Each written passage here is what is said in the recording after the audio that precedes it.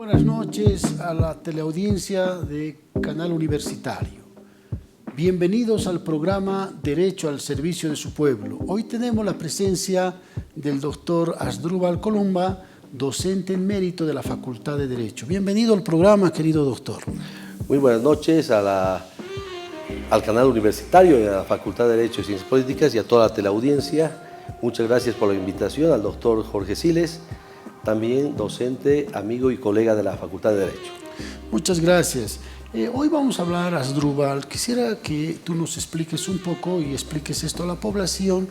¿Qué podríamos entender por propiedad y también sobre propiedad ajena? O sea, en derechos reales podríamos ver la propiedad y el uso de la cosa ajena, para que la gente pueda diferenciar y podamos entrar prácticamente al tema que es la compra-venta. Muchas gracias. Sí, es bueno tomar en cuenta algunos conceptos básicos para que la población nos entienda. Cuando nos referimos al tema de derechos reales, que por su naturaleza es bastante complejo, hablamos de tres campos importantes. Primero, el derecho sobre cosa propia. Vale decir que el titular o el nudo propietario o el que ejerce el derecho de titularidad sobre el bien inmueble tiene el derecho de disposición, el derecho de uso y de usufructo. Vale decir que puede enajenar, transferir la cosa a su conveniencia, usar la cosa y percibir los frutos de la cosa. Cuando el titular del bien se vea en algún problema o en algún inconveniente, también puede tener el derecho de persecución, el jus perseguendi. Entonces, un titular de un condominio en propiedad puede ser inmueble, o un titular de un PH, de una propiedad horizontal, de un departamento, o de una finca, o de un inmueble, o de un lote, de un predio, ya sea urbano o rural, tiene el derecho entonces de uso, usufructo y disposición del inmueble, además del de persecución para recuperar en manos de quien se encuentre. Esto en cuanto a los derechos de titularidad sobre cosa propia. Ahora bien, existe también dentro de este campo de los derechos reales sobre cosa ajena. Vale decir que todas aquellas personas naturales o jurídicas, individuales como nosotros, o sociedades comerciales que ejercen algún derecho en alguna propiedad, pero que no es de su titularidad, vale decir que no son titulares, no son dueños, no son propietarios, pueden usar y beneficiarse de los frutos que la cosa les otorga o les entrega. En este caso hablamos de la servidumbre, por ejemplo, de paso. Muchos vecindarios requieren servidumbre para un acueducto. Entonces hay dos fundos, uno del dueño y uno del vecino, del fundo sirviente. También lo propio con cableductos. Necesitamos del paso de cables para tener las conexiones últimamente en las telecomunicaciones, por ejemplo. Lo propio ocurre con la servidumbre de uso de paso.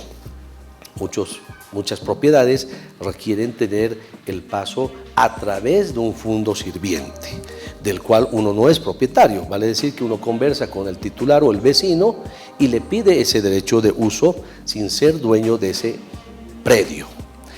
Lo propio sucede con derechos reales sobre cosa ajena, con el arrendamiento o el alquiler y el uso, la habitación y el usufructo.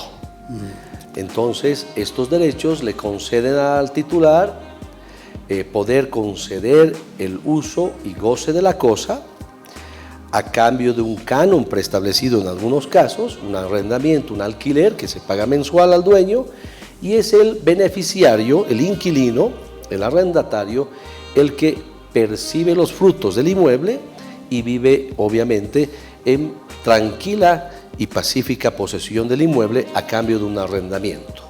De esta manera, en este tipo de derechos no hablamos de un titular, sino hablamos de personas que requieren de otro inmueble que pertenece a un titular. Bien, hecha la introducción, es necesario que podamos referirnos ¿Qué entendemos por compra-venta? Ahora vayamos iremos a esa parte tan importante, la compra-venta, como también hablaremos más adelante sobre el anticipo de legítima.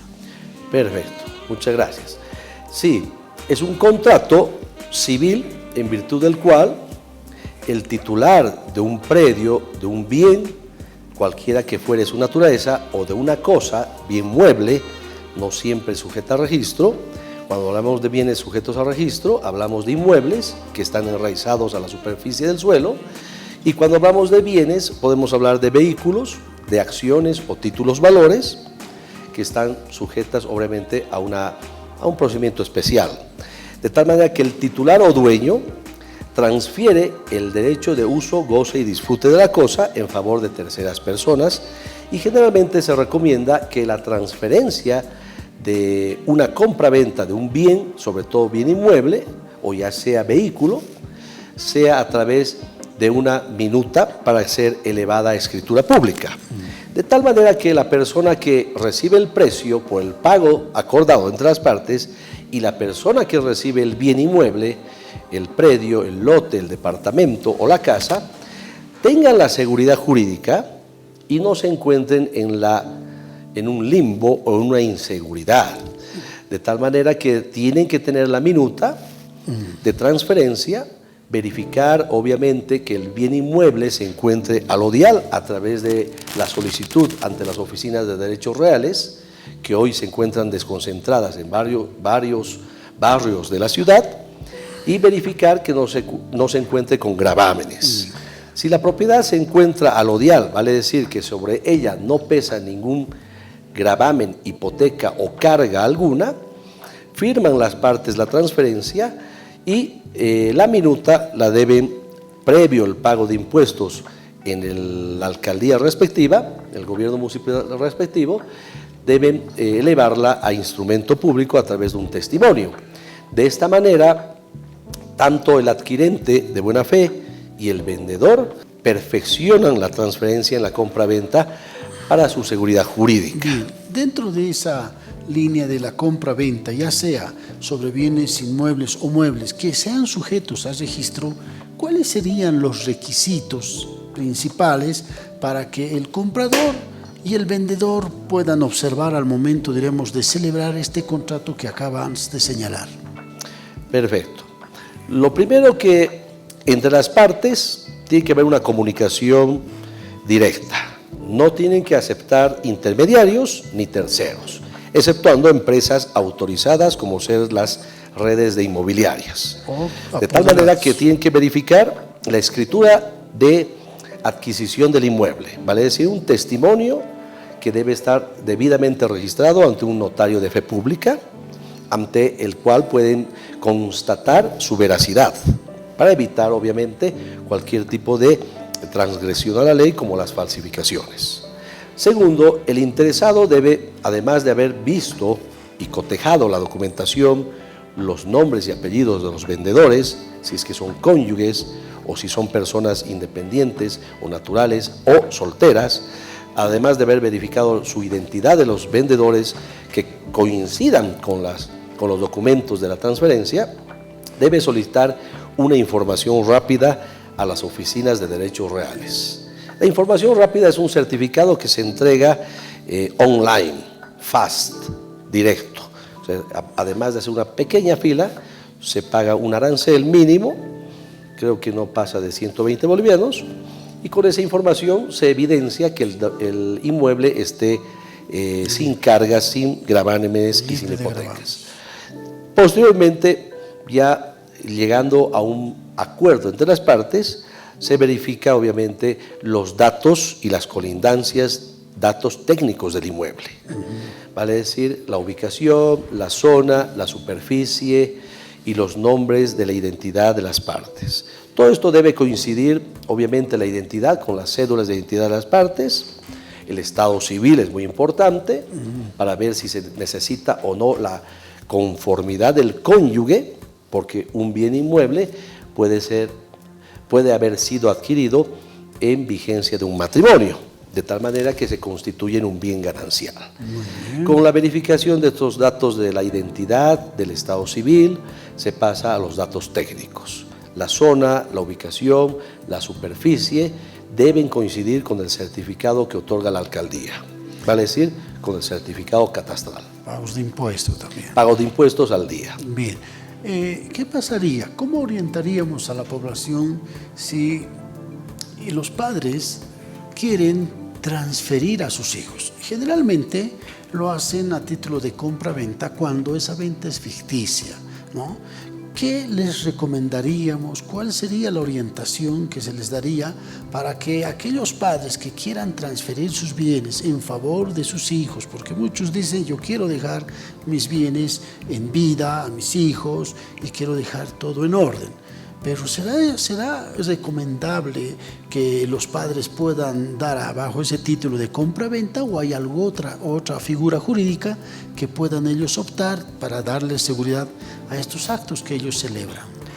Bien, tenemos que cuando los progenitores han tomado la decisión de que la masa patrimonial que han creado durante muchos años en el ejercicio del trabajo que han generado y han constituido un patrimonio consistente en un departamento, en un inmueble o en un lote o en cualquier tipo de bien inmueble, y han tomado la decisión de transferir en vida a sus hijos, tenemos dos vías que podrían ser consideradas por el público en general. La primera es la transferencia a título de compra-venta y la segunda sería el adelanto de legítima.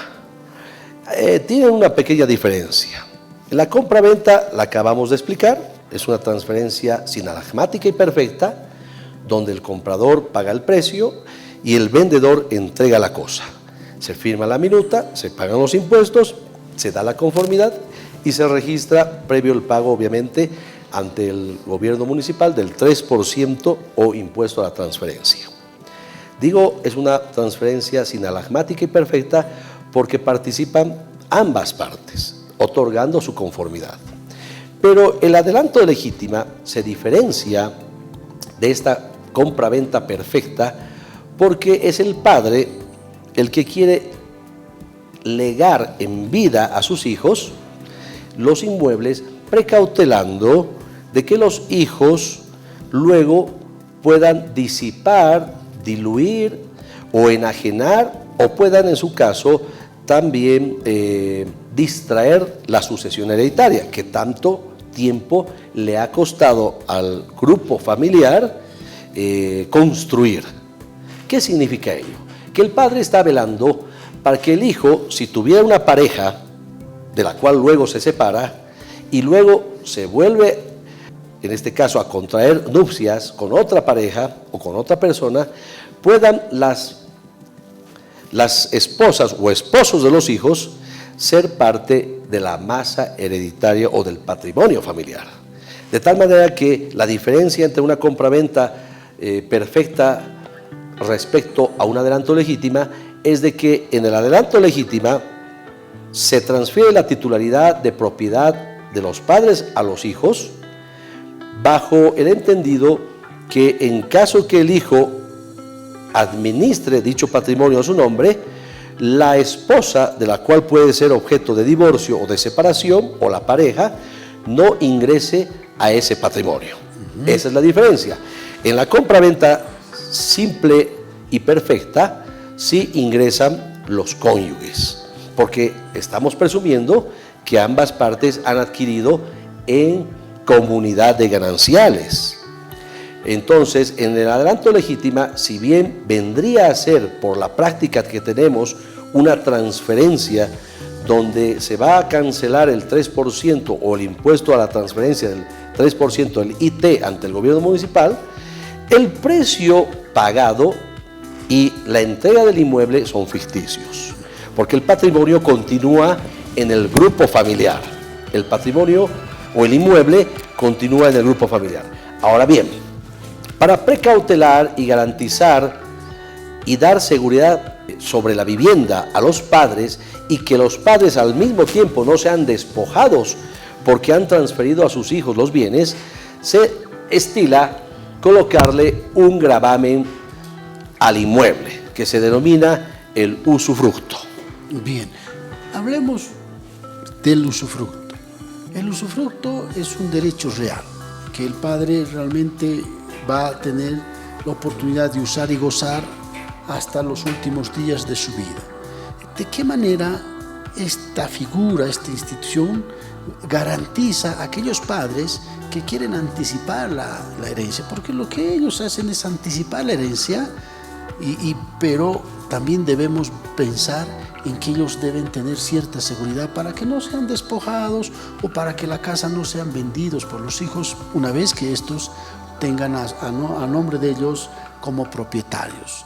¿Cuáles serían los requisitos? ¿Es conveniente hacer este tipo de contratos para brindar seguridades a ambas partes?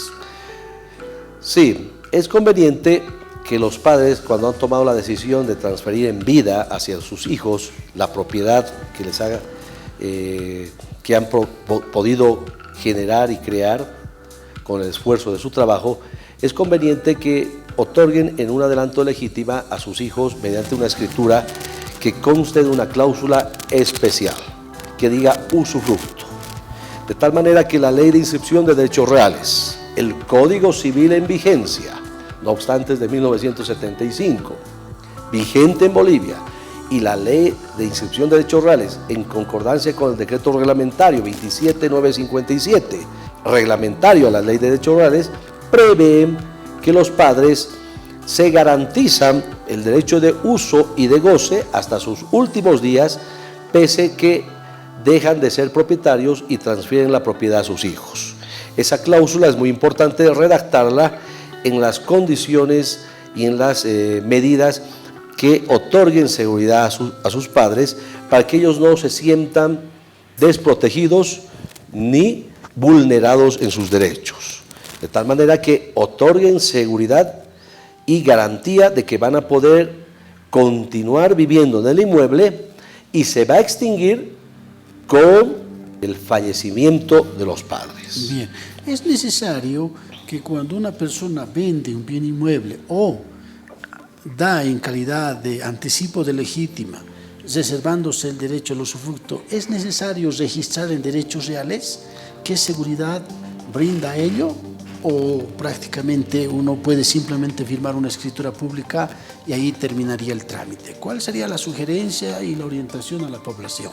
Bien, es importante que para que ambas partes y terceras personas que puedan alegar un mejor derecho de propiedad sobre el inmueble, el titular o propietario, que son los padres o el padre, suscriban una minuta con la cláusula del usufructo en favor de ellos mismos, que tengan derecho de usar y gozar hasta sus últimos días, pero la propiedad se transfiere a favor de los hijos. Ahora bien, una vez cumplidos los requisitos del impuesto a la transferencia y protocolizada la minuta elevada a escritura pública ante notario de fe pública, este testimonio con carácter de obligatoriedad, no es una optativa, no es una opción para que tenga en cuenta el público en general.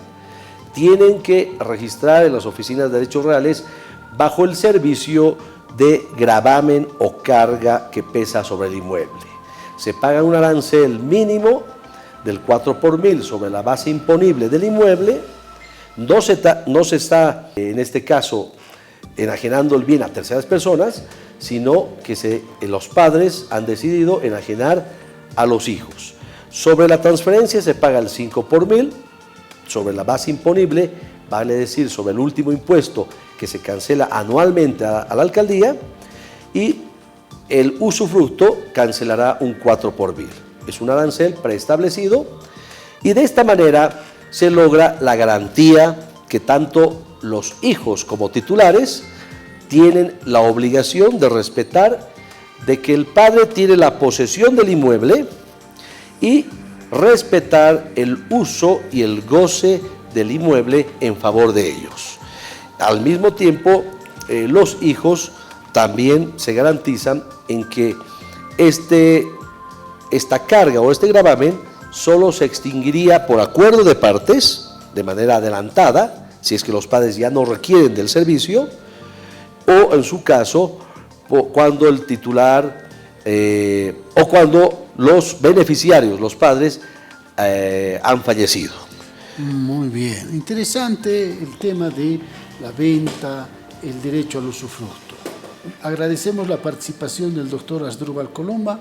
Estaremos en otro programa invitándolo con otros temas sobre derechos civiles. Muchísimas gracias a la a Bolivia audiencia. y al mundo. Hasta el próximo programa, Derecho al servicio de su pueblo.